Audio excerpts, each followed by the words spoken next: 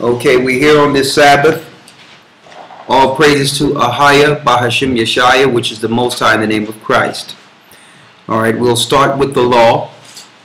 And I wanted to, instead of just reading the same law we read every week, just go into a few different laws that some might not know are laws within the Bible. I've had questions about tattoos in the past and different things, even earrings in the past. What is the law history of earrings? I think that's going to surprise a few people. All right? Now, we're not to say that certain laws, even through ignorance, we follow. But it's good for us to know the origin of these laws. All right?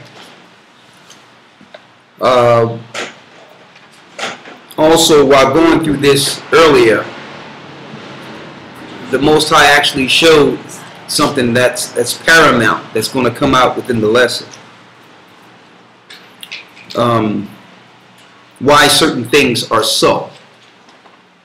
As far as they introduce certain things to us as fashion or what have you, knowing the true origin of it.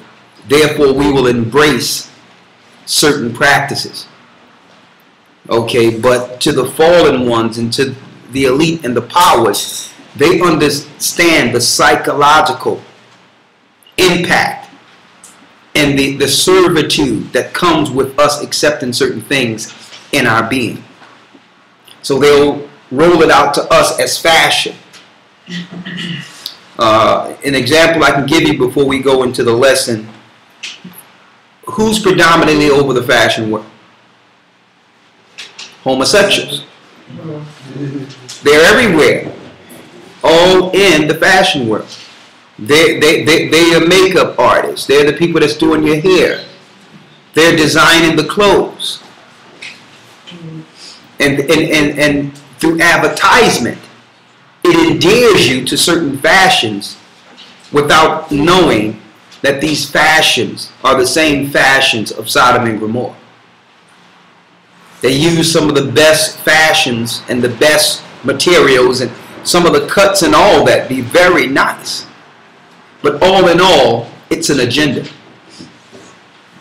Now, we're not saying what not to do as far as your personal lives and what you put on and things of that nature. You have to make a conscious decision on yourself on whether or not you want to practice certain things. But all in all, know that anything you put on and the things that you do, the majority of things were not by choice. It was by gradual persuasion. And they made you feel that it was an independent thought so that you could protect these practices, so that you can feel that it was part of your being and it's what makes you unique from others. That's how they sell it to you. They have you own these things and make you believe it's you.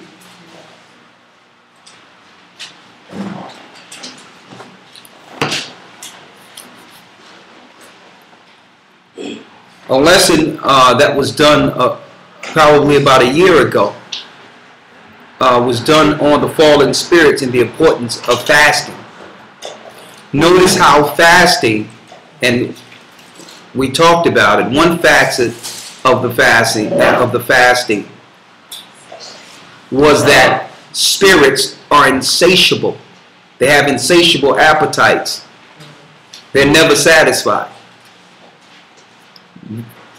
They'll have you eat, but yet, like it says in Enoch, they're never filled. So it leads people to the spirit of gluttony. They're thirsty, but they're never quenched.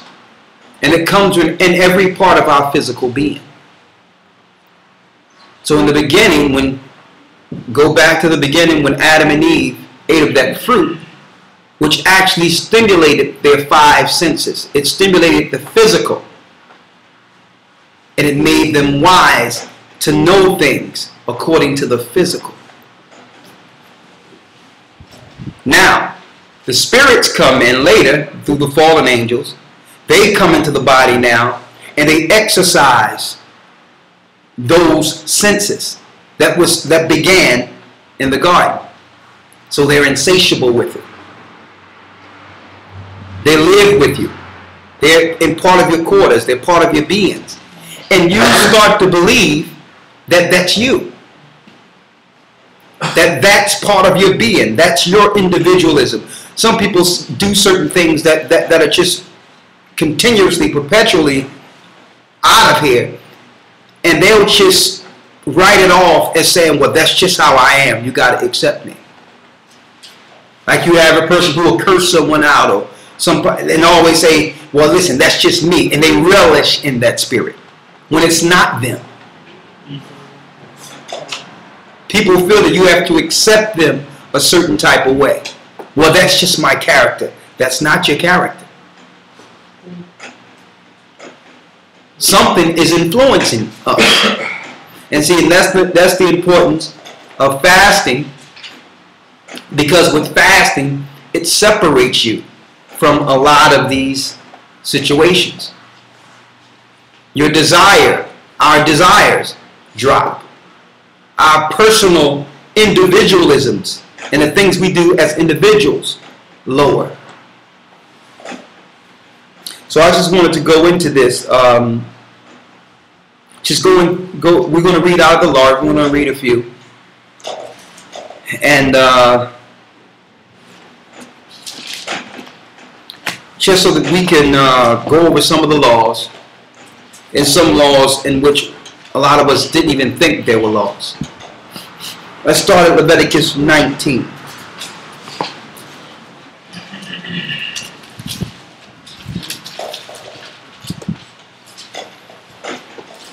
Okay, how many verses are here? All right, I've got 37 here. Okay, I guess we can do about five apiece. You can start off, lawyer, if you don't mind. Leviticus chapter 19, verse 1. And the Most High spake unto Moses, saying, Speak unto all the congregation of the children of Israel, and say unto them, Ye shall be holy, for I the Most High your power am holy. Ye shall fear every man his mother and his father, and keep my Sabbaths. I am the Most High your power. Let's examine that before you go to the next two. And the Most High said unto Moses, Speak unto the congregation of the children of Israel, and say unto them, Ye shall be holy. That means true. For I, Ahia, is your power, am holy. Ye shall fear every man his mother and his father, and keep my Sabbaths. I am the Lord your God. Now let's examine that for a second. You shall fear every man, mother, and his father. I think we addressed this in a prior class. Why do the Most High drum home regularly to fear the mother and father? So you don't fear your mother and father, you're not going to listen to the Most High. Exactly. If you are disobedient to your parents, then you're going to be disobedient to your ultimate parent, the Most High. The mother and father teaches us obedience. So if we're not obedient to the mother and father, then we will not be obedient to the Most High. Right? That is the answer. Now also, when you notice in society separates the children from the mother and father. And have you honor government to the point where you can disrespect your parents and call government against your own parents. Total reverse of Scripture. In Scripture, if there was a disobedient child who did not follow the mother and father perpetually, even through chastisement, and you're supposed to chastise your children and beat them if necessary. All right? The Most High had a law in which, and we're going to go over that at another time, but he had a law that the mother and father could take the child at a certain age when it seems this child wasn't going to change. take him to a top of a mountain, and throw him off the mountain. That's it. Problem solved. No police, no government, no issue. You hear the child screaming on his way down, boom. They go and bury their child, they cry, they mourn him 7 days, and he's out of there. That was an example when they heard that child screaming. The other children in the areas, like, okay, let me get this thing together. We knew something was going to happen with the boy. Now the difference is,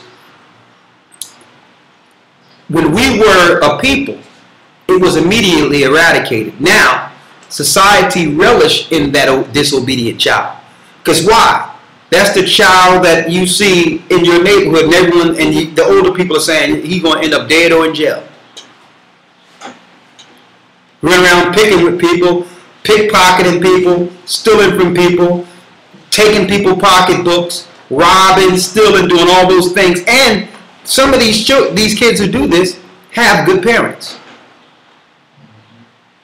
But still, the parents try to tell them over and over again, and the child won't listen. There was an immediate resolve in the law for that. But in Satan's society, you need to keep that guy loose. You need to let him wreak havoc in society and go to jail and do all these things. And they will concentrate on him and make him a killer, do all these things and let him loose in society. This is what our society relishes. Right? And it says, and keep my Sabbaths. I am your God. That's plain and simple in the law.